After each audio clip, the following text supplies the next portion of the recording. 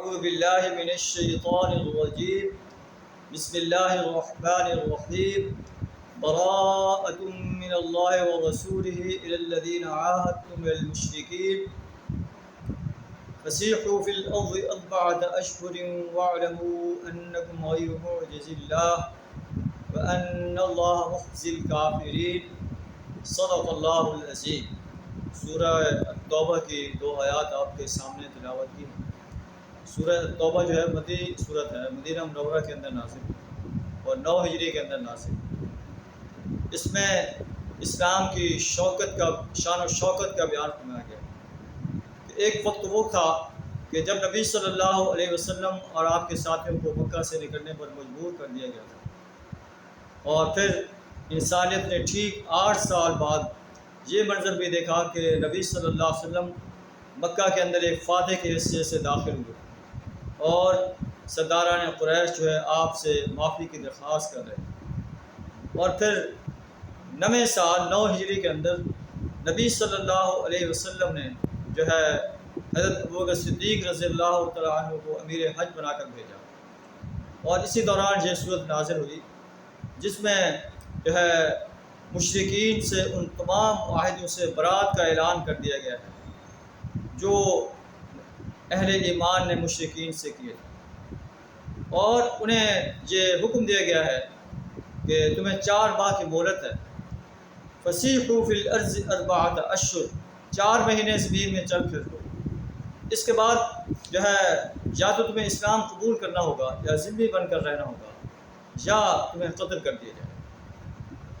تو سورت کا آغاز ان الفاظ سے ہو رہا ہے کہ براءۃ من اللہ ورسولہ الی الذین عاہدتم من المشرکین، اللہ اور اس کے رسول صلی اللہ علیہ وسلم سے ان معاہدوں سے برات کا اعلان ہے جو تم نے مشرکین سے کیے ہیں۔ فسیحوا فی الارض اربعۃ اشہر، مشرکین کو یہ جو ہے آرڈر دیا گیا ہے کہ 4 مہینے تم چل پھر لو، تمہیں سوچنے سمجھنے کی مہلت ہے۔ اس کے بعد جو ہے تمہیں جو ہے یا اسلام قبول کرنا ہوگا یا مکہ سے نکل جانا ہوگا یا تمہیں قتل کر دیا جائے۔ وَاعْلَمُوا أَنَّكُمْ غَيْرُ مُعْجِزِ اللَّهِ، تم جان لو کہ تم اللہ کو عاجز نہیں کر سکتے۔ وَأَنَّ اللَّهَ مُخْزِي الْكَافِرِينَ، اللہ کافروں کو رسوا کرنے والا ہے۔ یہ کافروں کے لیے کتنی بڑی رسوائی تھی کہ انہیں مکہ کے اندر رہنے کی اجازت بھی نہیں تھی، اور انہیں یہ آرڈر دے دیا گیا کہ تمہیں یا تم اسلام قبول کر لو یا مکہ سے نکل جاؤ یا تمہیں قتل کر دیا جائے۔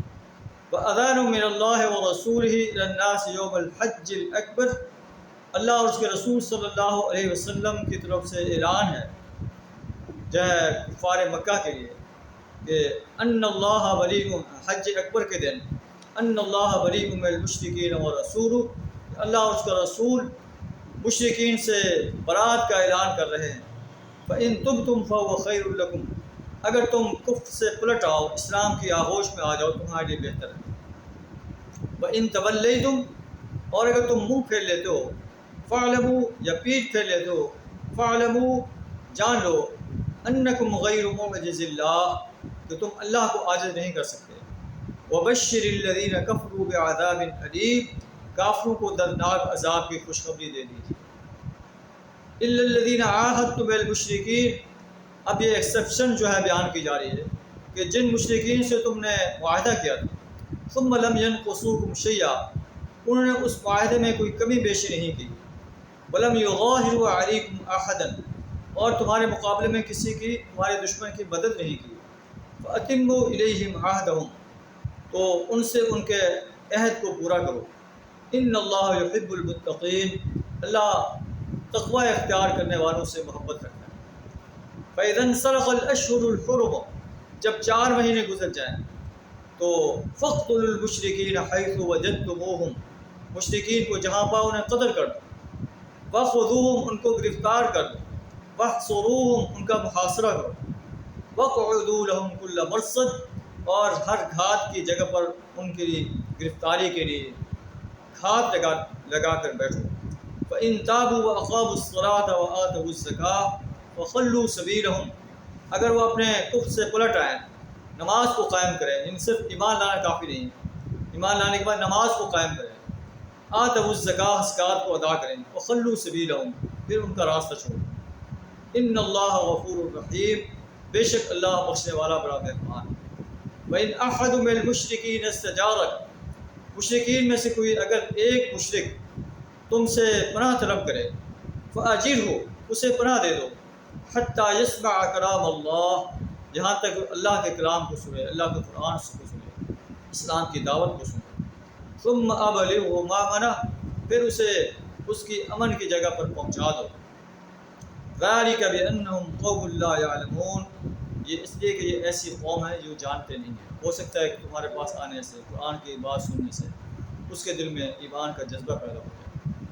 اللہ سے دعا کرا ہمیں بھی اپنے دین کو غالب کرنے کے لیے اپنا مال، جان، وقت اور صلاحیت پیش کرنے کی توفیق عطا فرمائے۔ آخر دعوانا الحمدللہ۔